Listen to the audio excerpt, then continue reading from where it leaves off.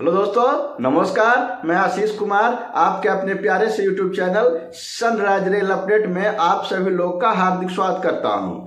जी हाँ फ्रेंड्स, आज आप लोग के बीच में मैं चर्चा करूंगा कि जो HRMS स्पाउस ग्राउंड ट्रांसफर है उसमें जो सर्विस होना चाहिए वो क्या होना चाहिए, कितना साल होना चाहिए, अगर मान लीजिए कि कोई जोन में लगा रहे हैं तो कितना होना चाहिए, एक डिवीजन के अंतर्गत लगा रहे हैं तो क्या होना चाहिए, किस स्पाउस को इसका लाभ मिलेगा, कहाँ पे नौकरी करेंगे तो इसका लाभ मिलेगा, और अंत में आपको ये बताऊंगा कि कौन कौन से डॉक्यूमेंट्स की आवश्यकता पड़ेगी स्पाउस की, और उसके बाद किस जोन में लगाएं, किस प्रकार लगाएं कि आपका ट्रांसफर जल्द हो जाए, एक बार में कम समय में हो जाए। तो जी हाँ दोस्तों, वीडियो बहुत महत्वपूर्ण होने वाला है। वीडियो को बिल्कुल स्किप ना करेंगे और एक एक पहलू पे ध्यान देंगे, तभी आपको समझ में आएगा, अन्यथा आपकी ट्रांसफर में दिक्कत आएगी।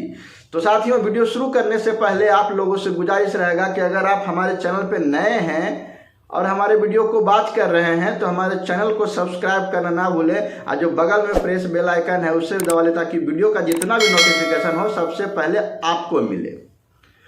तो दरअसल साथियों, पहले मैं बात करता हूं कि जो ऑन रिक्वेस्ट ट्रांसफर की तरह स्पाउस ग्राउंड ट्रांसफर के लिए भी नया जो HRMS न्यू मॉड्यूल आया है उसके अंतर्गत क्या कुछ सर्विस काल का बाध्यता रखा गया है या नहीं रखा गया है।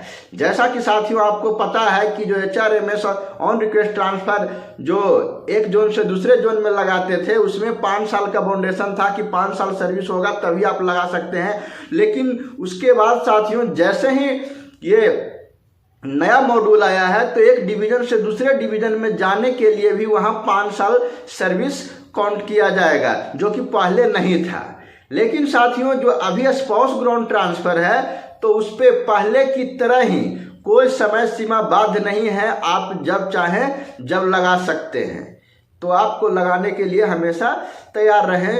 अगर आपके स्पाउस पति या पत्नी कोई भी दोनों अगर सरकारी जॉब में है तभी इसका लाभ मिलेगा, तभी वो लगा सकते हैं। या तो पत्नी सेंट्रल में हो और पति भी सेंट्रल में हो तब भी लगेगा, या तो पति सेंट्रल में हो पत्नी स्टेट गवर्नमेंट में हो तब भी लगेगा। ये किसी भी हाल में दोनों को गवर्नमेंट सर्विस में होना जरूरी है। एक को रेल में होना है, दूसरे को अदर डिपार्टमेंट या अदर विभाग में होना होगा, तभी आपका हो पाएगा। अब बात करते हैं साथियों कि क्या प्राइवेट सेक्टर से कोई जॉब कर रहे हैं बैंक में, अस्पताल में या कोई संस्था के द्वारा, तो क्या उनका भी स्पाउस ग्राउंड ट्रांसफर हो पाएगा।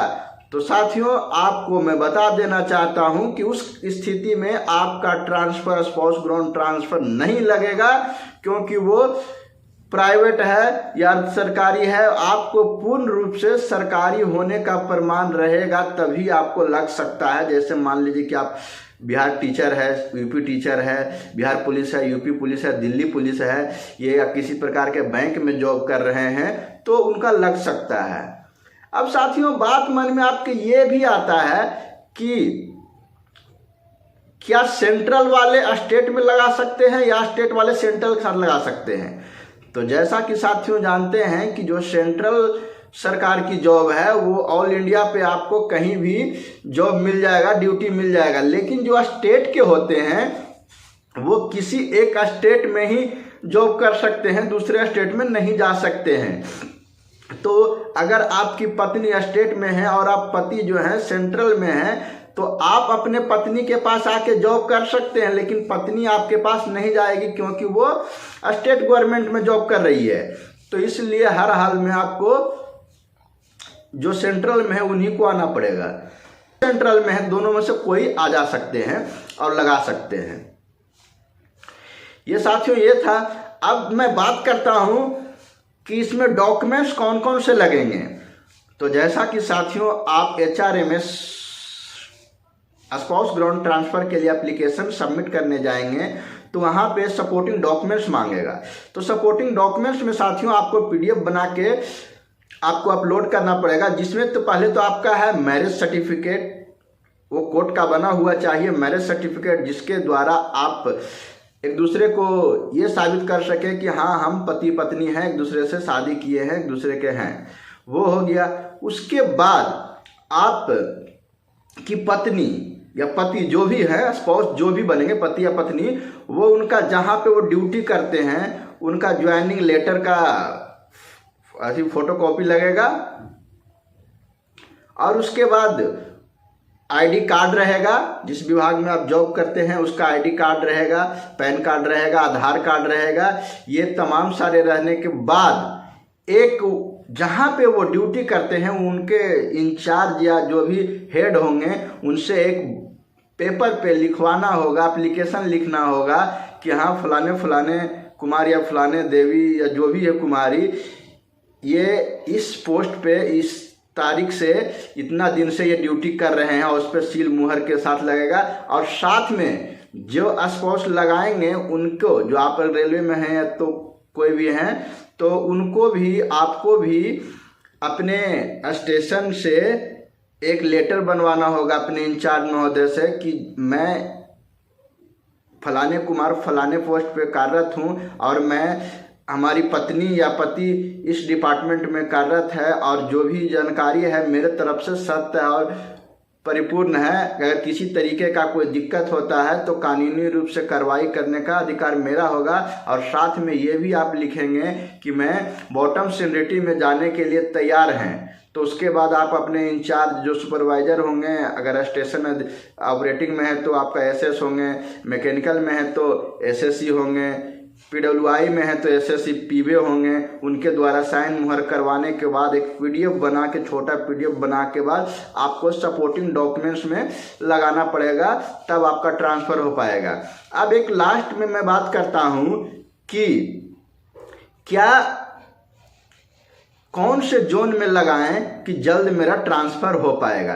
तो साथियों, आप जिस जोन या जिस डिवीज़न में लगाना चाहते हैं तो उसमें जाके आप पता करें कि जो वैकेंसी है वो कितनी खाली है, उसके द्वारा ही आप पता करने के बाद लगाएं, ताकि सटीक रूप से एक बार में ही आपका काम हो जाए, ट्रांसफ़र जल्द हो जाए। तो साथियों, आपको इतना मेहनत करना पड़ेगा तभी जाके आप स्पाउस ग्राउंड ट्रांसफ़र में सफल हो पाएंगे, अन्यथा फिर आपको दिक्कत होगा। और विशेष जानकारी के लिए एक हमारे YouTube चैनल पे ही वीडियो बना हुआ है स्पाउस ग्राउंड ट्रांसफ़र के लिए, तो उनका जो इंटरव्यू लिया हूँ उस पर भी बात करें, उसमें भी वो डिटेल से बताएं कि कैसे कैसे उनका ट्रांसफ़र हो पाया है। तो साथियों, उम्मीद करता हूँ कि ये वीडियो आपके लिए और जो भी स्पाउस हैं उनके लिए बहुत ही महत्वपूर्ण होगा, और महत्वपूर्ण होगा तो एक लाइक तो ज़रूर कीजिएगा, चैनल को सब्सक्राइब कर लीजिएगा। तो मिलते हैं नेक्स्ट अपडेट भरे वीडियो में, तब तक वंदे मातरम, जय हिंद।